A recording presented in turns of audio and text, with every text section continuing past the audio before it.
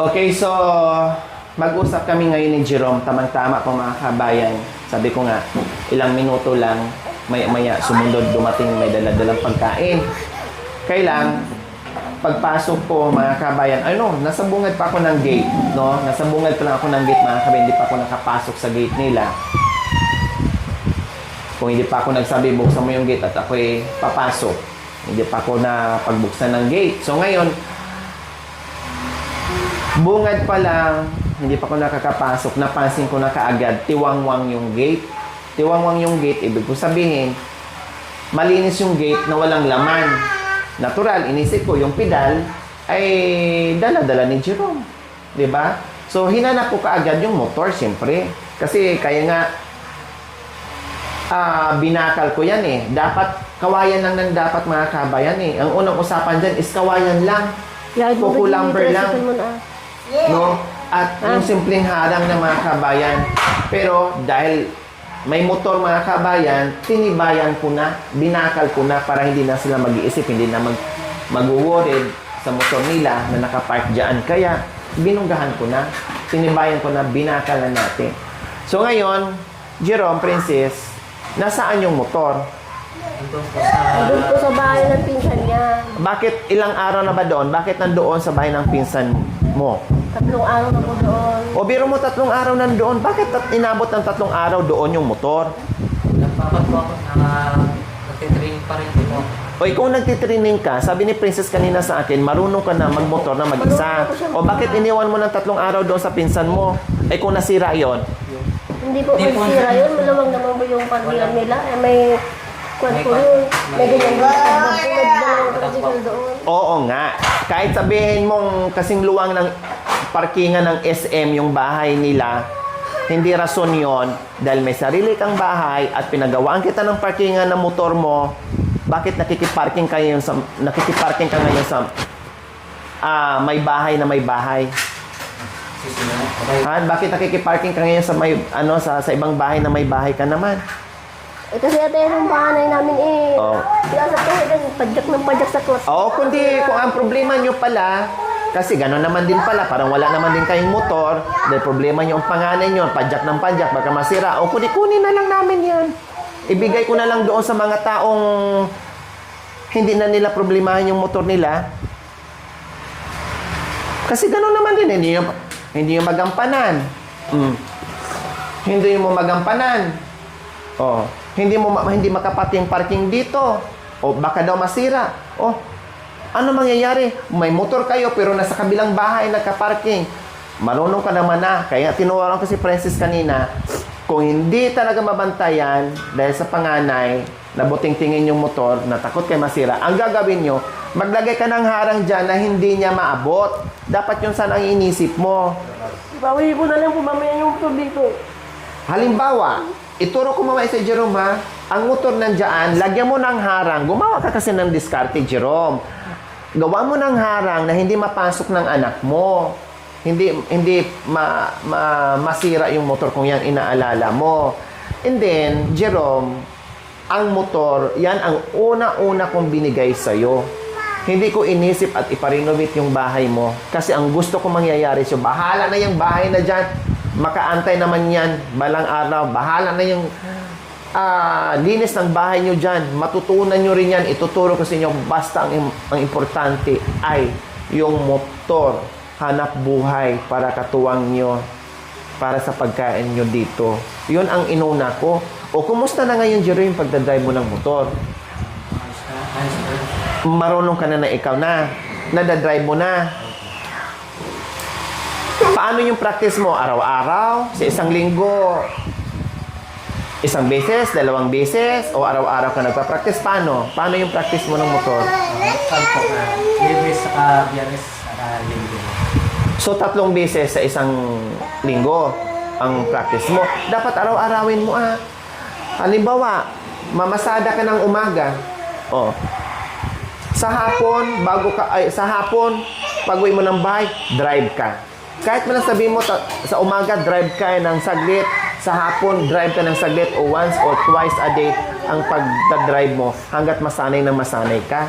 Sayang yung motor mo, tinibayan ko yung motor mo. Dapat nga, ang kinuha natin, diba? ay yung isa lang. Medyo 1 to 5. Pero sinagad ko na yan. Dahil gusto ko habang buhay mo at tatagal at magamit mo ng bongga sa hanap buhay. Noong una nakitaan kita, nagpapursige ka mag-drive. Ngayon, inaantay kita, ate, kabisado ko na mag-drive. Gusto ko na gusto ko na mamasada. Alam ko na. Kailangan ko ng student permit. Di ba sinabi ko sa'yo, gamayin mo ang pag-drive, Jerome. Kasi tulungan kita kumuha ng student permit hanggang non-pro, hanggang pro para iporsige mo ang pagdadrive. Walang problema kung nagdadrive ka ng pedal kasi yun naman talaga ang sinasabi ko sa'yo. Habang hindi ka pa nakapag-umpisa sa pamamasada ng motor mo, mag-drive ka muna para kahit paano may income ka pa rin araw-araw. Oh.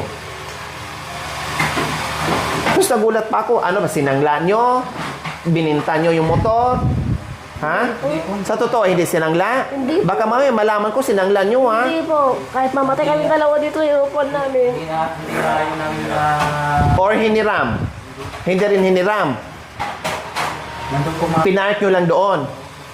O, mas maganda yung prangkahan tayo, ha? Ayaw ko yung malalaman sa iba, sinangla nila. Ayaw ko malalaman sa iba, bininta nila. Ayaw ko malalaman sa iba, hiniram. Binigay ko yung motor para sa inyo. Hindi para ibinta, hindi para isangla, hindi para ipahiram. Kasi pag nasira ang motor nyo, hindi sila ang problema. Kayo. Kayo ang mawala ng hanap buhay. Kayo ang mawala ng motor, hindi sila. Kayo ang kawawa. Kasi binigay ko yan para sa inyo, hindi para kung kani-kanino. Hindi para sa kamag-anak, hindi para sa kapatid, hindi para sa kapitbahay, hindi para hiramin. Hindi. Para sa inyo yan hanap buhay. Ang iniiwasan ko, masira, kayo ang magpagawa, kayo ang kawawa.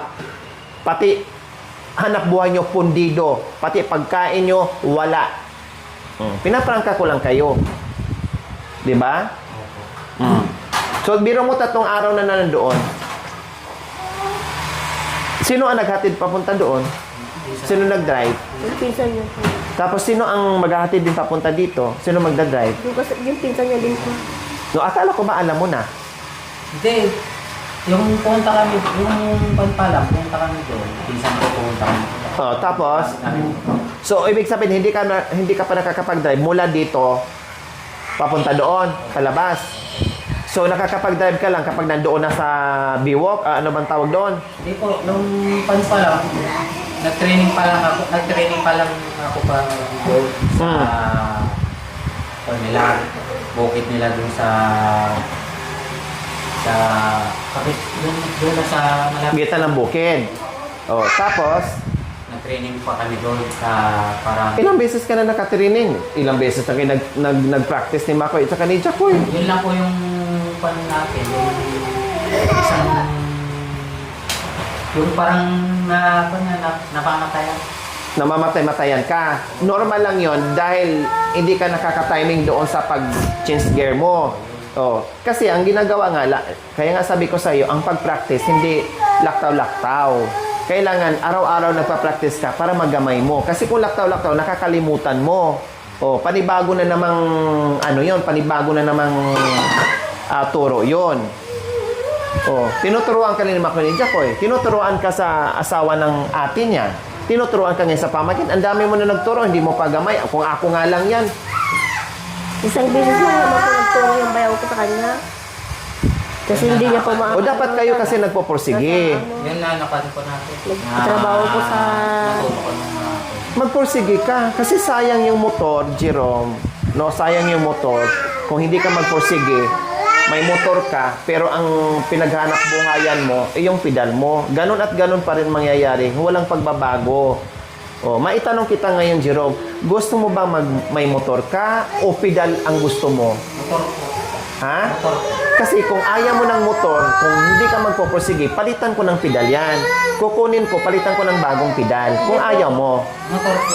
Ha? Gusto namin. Paprangkahin ko kayo. Demo ko kasi ate, napaka yun kami. Bakit mo problema mo yung disensya? Na noon pa, sinasabi ko na sa'yo, Jerome, matuto ka lang. Jerome, mag-practice ka lang. Jerome, kabisaduhin mo lang. Huwag mo nang problema yung student permit, yung non-pro, yung pro. Ako na bahala. Kahit wala tayong sponsor, ako na bahala. Para lang makapagbiyahe ka ng motor, maumpisahan na. Sinabi ko na sa iyo, pinoproblema. Ang problemahin mo kung paano mo gamayin yung motor. Huwag mo nang problemahin yung lisensya dahil matagal ko nang sinasabi sa iyo yan na ako na bahala. Basta matuto ka lang. Kasi ang nangyayari ngayon, nung una, prosigido ka. Ito nagtagal, parang gusto mo lang mag-drive o hindi, o mag-practice o hindi, okay lang. Hindi kita nakitaan ng prosigi. Alam mo, Jerome, yung ibang taong nabibigyan ko ng motor, prosigido. Talagang, hindi titigil hanggat hindi nila kabisado at hindi sila namasabi kung na nagagamit yung motor. Gigil na matuto ka agad. Kasi walang pagbabago, Jerome, kung dyan pa rin sa pedal. Anong mangyari sa motor? Masisira na lang yung motor, hindi ka pa natuto. Masira lang yung motor, tatanda lang yung motor, hindi ka pa nakapagbiyahe, hindi ka pa nakapamasada sa motor mo. Alam nga naman, ibigay ko sa'yo or sa inyo yan, na nakatambay lang yan dyan at yung iba lang ang gagamit. Hindi naman pwedeng ganon. Kaya nga binigay ko sa inyo yan para kayo ang gagamit. Hindi ko binigay yan para hiramin ng iba, gamitin ng iba. Aba, hindi naman pwedeng ganun kung ganun ang mangyari, kukunin ko yung motor, palitan ko ng pedal. Kaya tinatanong kita ngayon, kung kaya mo, dahil sabi mo, kaya mo na, tanong kita ngayon, kung kaya mo, o gusto mo ba mag-drive ng motor, o yung pedal lang, pareha ang pedal, palitan ko ng bago na hindi na palyado, at yung motor, ibigay ko sa iba na deserve at gusto mag-drive at gusto mamasada ng tricycle. Kasi sayang, mabulok lang mga kabayan, mabulok lang, no? Kaya nga nagbibigay tayo para sa anak buhay. Tapos ibigay natin yung motor, nakatambay lang dyan, o yung iba ang gumagamit. Hindi naman ganon, di ba? At kung nandyan lang, natingnan na yung motor, hindi gagamitin, masisira din yun dahil walang pakinabang sa madaling salita. Walang pakinabang. Hindi mo mapakinabangan. Nasisira na hindi kumikita yung motor. Tumatanda na walang kita o walang balik sa kanila. No? Hindi magamit sa hanap buhay na nandiyan lang. Sayang. So, pedal na lang. Kahit pedal ang ipalit dyan, at least, nagagamit niya araw-araw. Diba? So, ganun lang yun. Kaya nandito ako mga kabayan at pag-usapan namin ngayon kung ano ba talaga ang gusto niyang gawing hanap buhay, tricycle o pedal. Ikaw, Princess, tanongin kita, ano bang gusto mo? May motor o bagong pedal na lang? Tricycle po. Ha? Tricycle. Tricycle. Ikaw, Jerome, dahil ikaw ang naghanap buhay at ikaw ang magdadrive, no? Anong gusto mo? Yung nasa puso mo, anong gusto mo ipamasada? Yung motor o yung pedal? Motor, sigurado ka. Ayaw kong malalaman na magtatanong ako dito sa mga kapitbahay nyo, no, na or meron magmi-message sa akin, Ate Lori, wala dito yung motor.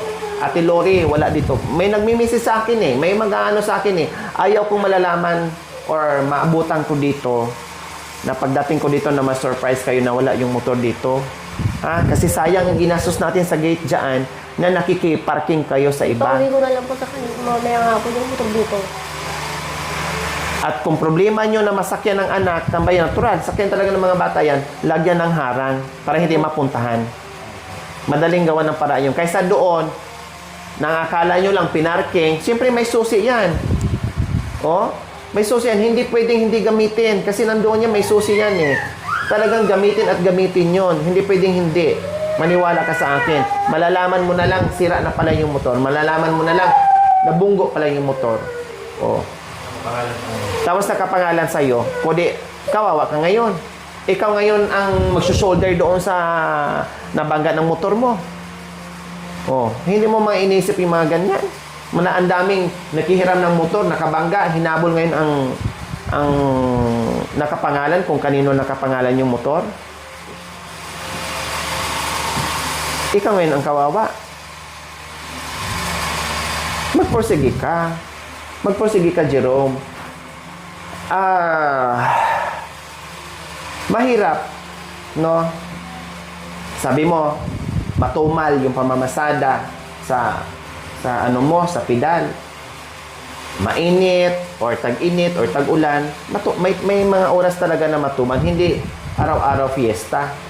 Hindi pwede, ngayong araw kumita ka ng 200, 300. Bukas, ganun din. Hindi. Siyempre, depende yon. Conforme. Kailan ngayon, mas okay siya kasi pasukan na naman. Kung kumita ka ang mga nakaraang buwan ng 200, 300 o mahigit 100, mas ngayon kikita ka ng times 2, maari times 3, times 2 kasi nag-aaral, may pasukan na, marami ng estudyante, busy na ang kalsada, di ba? Tama ba ako, Jerome? Iba ang kita sa walang pasok at saka sa may pasok kasi marami estudyante eh. So, iba ang kitaan sa walang pasok at saka sa may pasok. So, yun yung mga kabayan ang pinapaintindi ko. Na-shock ako eh. Wala yung motor. Akala ko ngayon nawala. Yung pala, 3 araw nawala dito. Pwede ba yung mga kabayan? Kayo po, pwede ba yun? May sariling gate. Ginastusan natin ng magandang bonggang gate. Tapos, para doon sa safe, para sa motor at sa mga anak niya. And then, nandoon pala nakapark sa ibang Kaya dito naman ang tayo na. bahay. At maniniwala ba kayo mga kabayan na nandoon nakapark, nandoon yung susi na hindi gagamitin yon? Kung tatagal doon abutin ng 1 buwan, 2 buwan, 3 buwan, hindi gagamitin yun. O, malay ba nila na nandito sila? O, nakikita ba nila? Nandoon ba yung mata nila habang nandito sila? Siyempre gamitin yun. Hindi pwedeng, Jerome, nang malingki lang kami, o ano, hindi naman nasasabihin na yun kasi wala kayo doon eh. Hindi natin sa pinagdadamot ang motor, naintindihan nyo, Jerome, Princess? Hindi sa pinagdadamot yung motor. Ang sa akin lang, ayaw ko magkaroon ng problema at mabingkong yung hanap buhay nyo na kayo ang kawawa. Yun ang punto ko doon.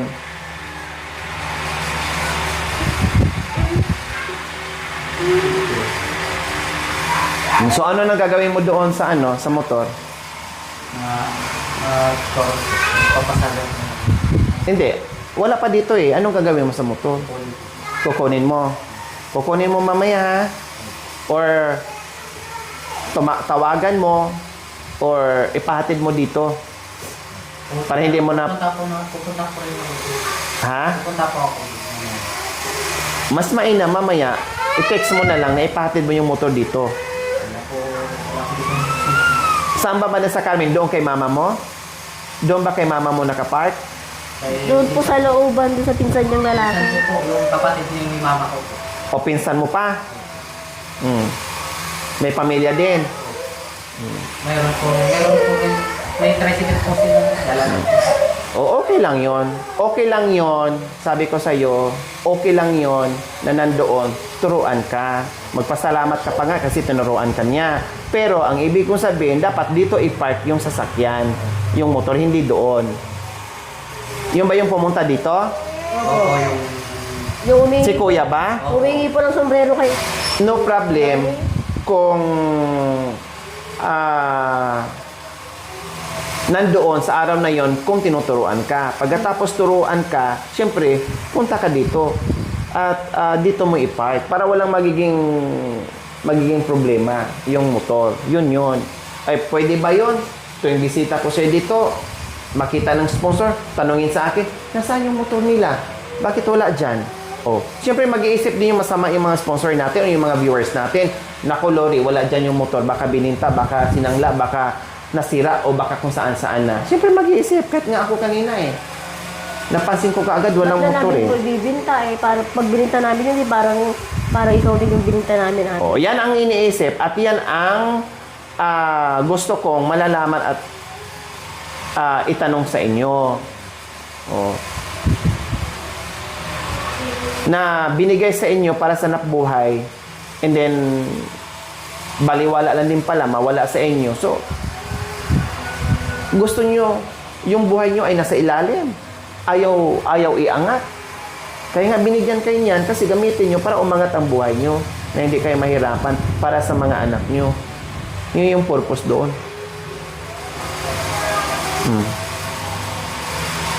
So magpursige ka, ha? Magpursige ka, Jerome. At sinabi ko na sa iyo, wag mong problemahin yung license. Yan ang sinasabi ko sa iyo noon. Ang problemahin mo na lang kung paano ka matuto at makabisa mo na lahat-lahat para makapag-umpisa ka na mamasada.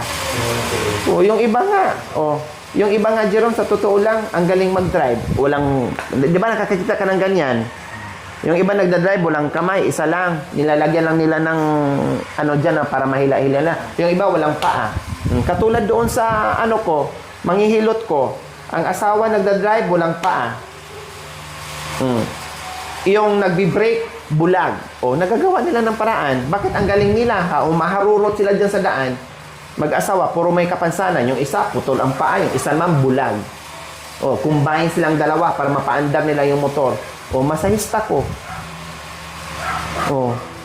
Ikaw pa kaya na. Binigyan ka naman kumpleto.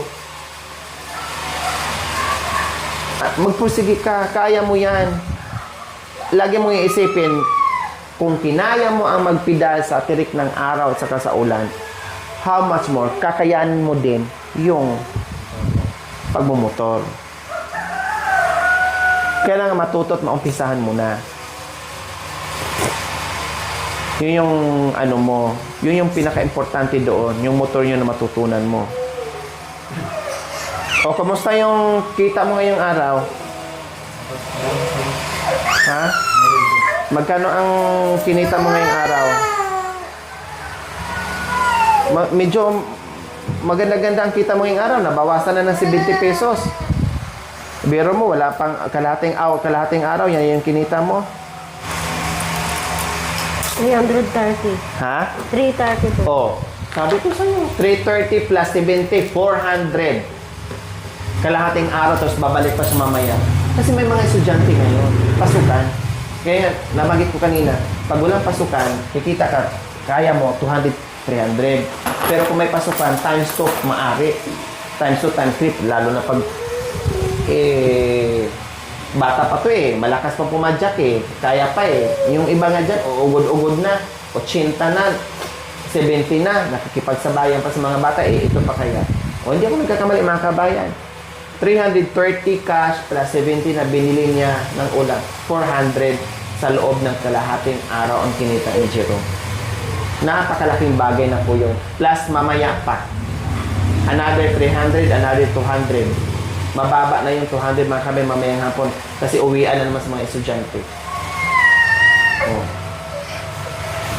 Kumbaga season din ang pagbabiyahe mga kabayan. Pero ilang buwan lang naman ang bakasyon? 1 buwan, 2 buwan. Tapos ngayon, umpisa na naman. School na naman. School days na naman. See? So ayan po mga kabayan, ang motor daw, nandyan lang, hindi nasangla. Baka mag-isip kayo, nasangla, o nabenta, o hiniram. Hindi po. Nagpa-practice si Jerome. Pinapractice doon sa pamangkin niya or pinsan niya. Kailan doon lang pinark kasi lagi daw sinasakyan ito dyan. So ngayon binigyan ko na sila kung paano gawa nila ng paraan na dito maipark yung sasakyan, no? Para hindi mapunta ng dalawang mga bata na hindi yung maya-maya nila. Siyempre masira yung clutch, masira yung preno, kung ano-ano, o yung mga part ng sasakyan nila, motor nila, masisira. So hindi po, nandoon lang, 3 araw, nandoon lang nakapark sa pinsan nila. Safe naman daw doon. Pero siyempre, mas mainam nandito para anytime, pwede niyang i-practice na hindi na siya mag-aantay kung kailan siya puntahan, dapat nandito sa bahay niya. Okay? So, ayan po mga kabayan, ang pagbisita natin dito kay Jerome and Princess.